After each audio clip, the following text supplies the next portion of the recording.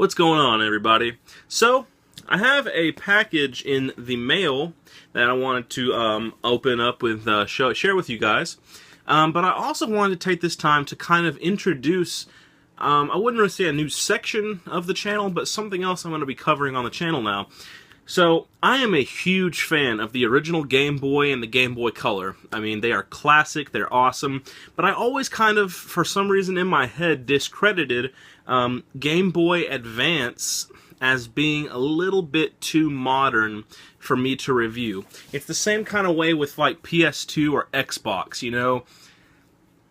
Yeah, I grew up with them, but they're not really retro, and therefore, at least as far as I'm concerned, they're not quite as interesting. But you know, I've really been getting into collecting the handheld consoles lately, and I've been thinking to myself, for instance, Game Boy Advance was kind of the very end of the cartridge days. I mean, think about it.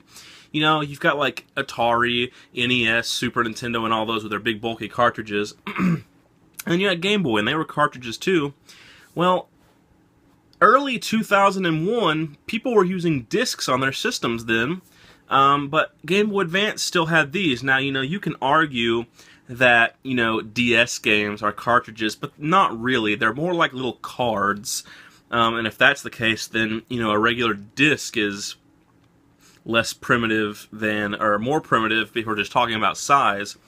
But no, I think that Game Boy Advance was the end of the cartridge days, and so I think it's worth reviewing. I don't know why I haven't been doing reviews as far as Game Boy and Game Boy Color go, but that's about to change real quick, because like I said, I'm really starting to get into the handhelds. Well, I decided, let's go ahead and add Game Boy Advance to the collection. Something I'm going to review and collect for.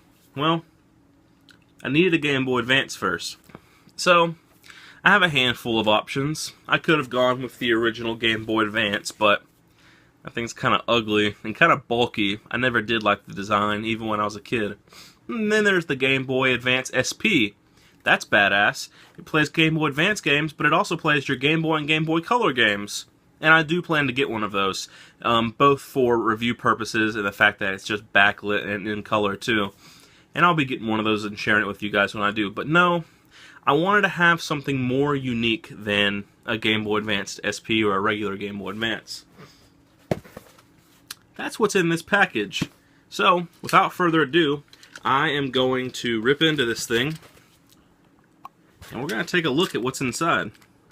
I'm really excited about it, because what's in this package, some of you are probably very familiar with, but it's something that just kind of came and went. I never had one, none of my friends ever had one, nobody really ever talked about these, but they're so cool, and it makes me wonder, why did we forget about them? You know? Well, you don't know, but you're about to know. Alright, there's the charger, but who cares about that? It's all about this. This, my friends, is the Game Boy Micro. And man, this thing's actually in really nice shape. I'm glad. So, what is a Game Boy Micro? Well, it can only play the Game Boy Advance games. It does not play original Game Boy, nor does it play Game Boy Color games, but it does play all the Game Boy Advance games. So it actually has a very nice weight to it. It has your left and right bumpers here. Here's where we charge it at.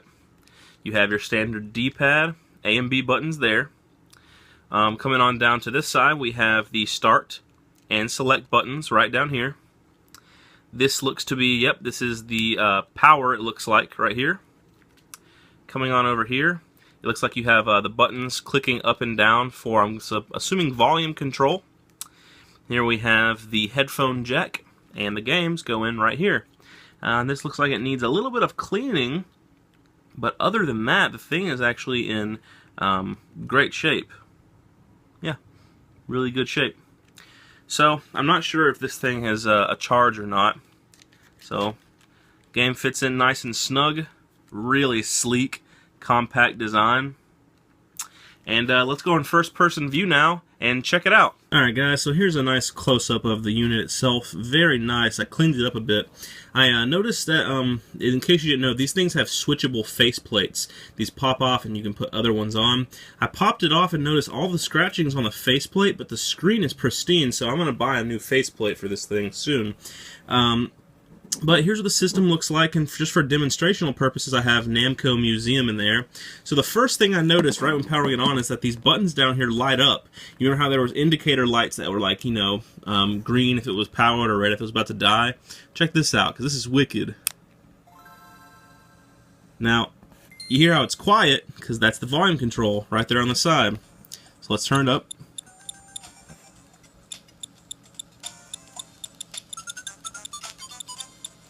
Alright, we've got the volume up high, and we'll hit start here, and just for demonstration, let's play Dig Dug. I'm going to point the camera up a bit now because it's actually really hard to hold this at that angle. Yep, volume's up all the way. Let's do this.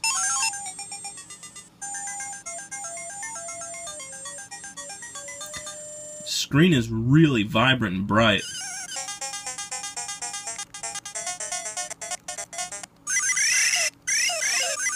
Yeah.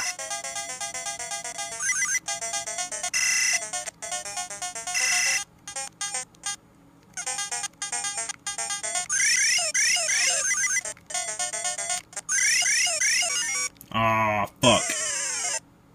Anyway, and now I want to show you guys one more thing. So, apart from the system itself, I also picked up a handful of games. Now, I believe I showed you guys my collection of Game Boy and Game Boy Color games. At least I hope I did. But I haven't touched base on any of the advanced games, so I picked up a handful of them to go along with the system. First and foremost, a game from my freaking childhood, Harry Potter and the Chamber of Secrets. This is fun. I love Harry Potter titles. I'm not even going to lie to you. And so, there's Harry Potter and the Chamber of Secrets. Here we have Gremlins, Stripe versus Gizmo, sorry. Stripe versus Gizmo for the Game Boy Advance. Now, when I first saw this, I thought it was going to be really juvenile. It's called Cartoon Network Collection. What I didn't know is it says video up here. I guess I'm just behind on the times, but this blew my mind. Did you know they had full motion video on these things? This is a collection of episodes of good Cartoon Network shows, like, oh, I forget what's on this one, but I know there's Courage the Cowardly Dog, Johnny fucking Bravo, Ed, Edd n Eddy, Dexter's Laboratory. Yeah, and so I'm going to get all of these because I think it would be cool to watch Cartoon Network classics on the go on an advance. So here is volume 2 of those. Here we have one of my absolute favorite Game Boy games of all time, WarioWare Incorporated Mega Micro games. These are these weird little like